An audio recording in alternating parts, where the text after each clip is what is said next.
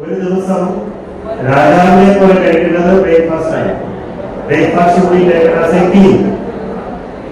ഉച്ചഭക്ഷണം മന്ത്രിയെ പോലെ കഴിക്കണം. അത്താഴം എന്ന് പറയുന്നത് രാജാവിനെ പോലെ കഴിക്കണം. പറയുന്നത് ഏറ്റവും നന്നായി കഴിക്കുന്നത് ബ്രേക്ക്ഫാസ്റ്റും, ഉച്ചഭക്ഷണം കുറയ്ക്കുക, അത്താഴം എന്ന് പറയുന്നത് അത്തിപ്പഴത്തോളം എന്ന് പറയും. വളരെ ചുരുക്കണം. ഒബീസിറ്റി ഉള്ളവർ ഡിപ്രഷൻ കൂടുതലാണ്. എനിക്ക് പണമുണ്ടല്ലോ, എനിക്ക് പുറവേറുണ്ടല്ലോ, അല്ലെങ്കിൽ ഞാൻ മറ്റുള്ളവരുടെ മുന്നിൽ പോകും, ഞാൻ ഈ ഫംഗ്ഷനൊന്നും പോകുന്നില്ല, ഡിപ്രഷനിലേക്ക് പോവുകയാണ്.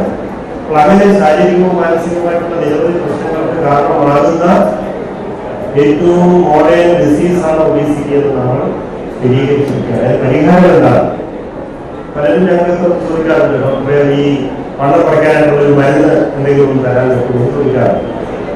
ഞാൻ സത്യസന്ധമായിട്ട് പറയട്ടെ, ഒരു ഗുളിക കഴിച്ച് ഒരു മരുന്ന് കഴിച്ച് നമുക്ക് വണ്ണം കുറയ്ക്കാൻ സാധിക്കുന്നില്ല. മറിച്ച് അതിനാവശ്യമായിട്ടുള്ള രണ്ട് കാര്യങ്ങളാണ്. ഒന്ന്, ഭക്ഷണം വേണ്ട രീതിയിൽ ആരോഗ്യകരമായിട്ടുള്ള രീതിയിൽ നമ്മൾ മോഡിഫൈ ചെയ്യുക, പുനഃക്രമീകരിക്കുക. രണ്ട്, അതുമായിട്ടുള്ള എക്സസൈസ് ചെയ്യുക. നമ്മൾ കൂടുതൽ കഴിക്കുമ്പോൾ, കൂടുതൽ കാലങ്ങളുള്ള ഭക്ഷണം കഴിക്കുമ്പോഴാണ് അത് കൊഴുപ്പായി ഡെപ്പോസിറ്റ് ചെയ്യുന്നത്. അപ്പോൾ ഭക്ഷണം കാലറി കുറച്ചിട്ടുള്ള ഭക്ഷണങ്ങൾ, അതിനെക്കുറിച്ചെല്ലാം നമ്മൾ വളരെ ക്ലാസ് എടുക്കും. പഴങ്ങളും പച്ചക്കറികളും ഇലക്കറികളും ഒക്കെ അടങ്ങിയിട്ടുള്ള ആരോഗ്യകരമായിട്ടുള്ള ഒരു ഭക്ഷണ സംസ്കാരം നമ്മൾ രൂപപ്പെടുത്തണം. ഫാസ്റ്റ് ഫുഡ്, ജങ്ക് ഫുഡ് പോലെയുള്ള ഭക്ഷണ സാധനങ്ങൾ നമ്മൾ ഒഴിവാക്കണം. ഹോട്ടൽ ഭക്ഷണം പൂർണ്ണമായിട്ട് ഒഴിവാക്കണമെന്നല്ല ഞാൻ പറയുന്നത്. പക്ഷെ ഈറ്റിംഗ് ഔട്ട് എന്ന് പറയുന്നത് ദിവസവും ഈറ്റിംഗ് ഔട്ട് ആകില്ല. ഇപ്പോഴത്തെ ഏറ്റവും വലിയൊരു പ്രശ്നം ഓൺലൈൻ ഫുഡാണ്. നമുക്ക് മൊബൈലിൽ ഓർഡർ ചെയ്ത് കഴിഞ്ഞാൽ ഏത് ഭക്ഷണം വേണമെങ്കിലും നമ്മുടെ മുമ്പിലെത്തും.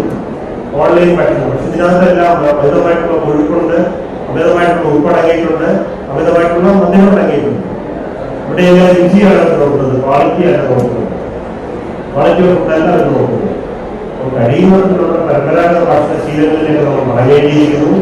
കൂടാതെ പ്രകൃതമായിട്ടുള്ള എക്സസൈസ്, ഈ രണ്ട് കാര്യങ്ങൾ കൃത്യമായിട്ട് നമ്മൾ ജീവിതത്തിൽ പകർത്തുകയാണെങ്കിൽ തീർച്ചയായിട്ടും നമുക്ക് ഒബീസിറ്റി എന്ന് പറയുന്ന ഈ ആരോഗ്യ പ്രശ്നത്തെ നമുക്ക് നിയന്ത്രിക്കാൻ സാധിക്കും.